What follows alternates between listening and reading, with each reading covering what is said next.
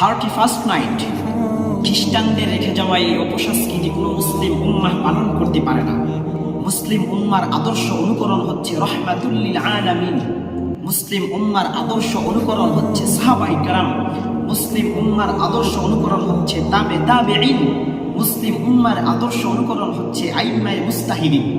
অতএব মুসলমান ভালো করে শুনে নেন, কোন মুসলিম উম্মা খ্রিস্টানদের এই রেখে যাওয়া প্রদত্ত উৎসব 31st নাইট কোন মুসলিম উম্মা পালন করতে পারে না।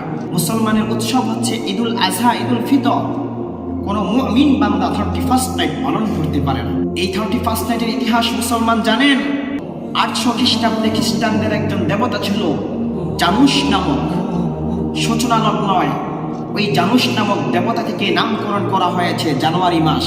তারা ওই রাতের মধ্যে খ্রিস্টানরা ওই জানুস নামক দেবতাকে সামনে নিয়ে উৎসব আনন্দ পালন করত। ওই দেবতার মাথা ছিল 2টি। ওই দেবতাকে নিয়ে উৎসব আনন্দ পালন করত রাতের বেলা, এবং কি বলি দিত তারা ওই দেবতার সামনে। ওইখান থেকে এসেছে 31st নাইট। অতএব কোনো মুসলিম উম্মা জানা সত্ত্বেও এই 31st নাইট পালন করতে পারে না। যদি কোনো মুসলিম উম্মা এই কাহিনী জানার পরও 31st নাইট পালন করে, এটা নামদারি মুসলমান হতে পারে, কিন্তু কোনো মুসলিম উম্মার অন্তর্ভুক্ত ওই বান্দা হতে পারে না। অতএব যুবক ভাই ভালো করে শুনে নাও, এই 31st নাইট আমাদের মুসলিম উম্মার জন্য নয়। এই 31st নাইট আমাদের কোনো মুসলমানের কার্যক্রম হতে পারে না, কোনো মুসলমানের উৎসব হতে পারে না। অতএব আসুন মুসলমান জানুন, মুসলিম উম্মার আদর্শগুলা পরিপূর্ণভাবে পালন করুন।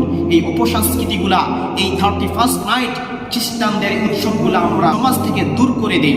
যারাই করবে আমরা ওই যুবক ভাইদেরকে ডেকে ডেকে এনে আমরা সুন্দর করে ইসলাম অনুযায়ী, কোরআন অনুযায়ী বুঝিয়ে দেওয়ার চেষ্টা করব।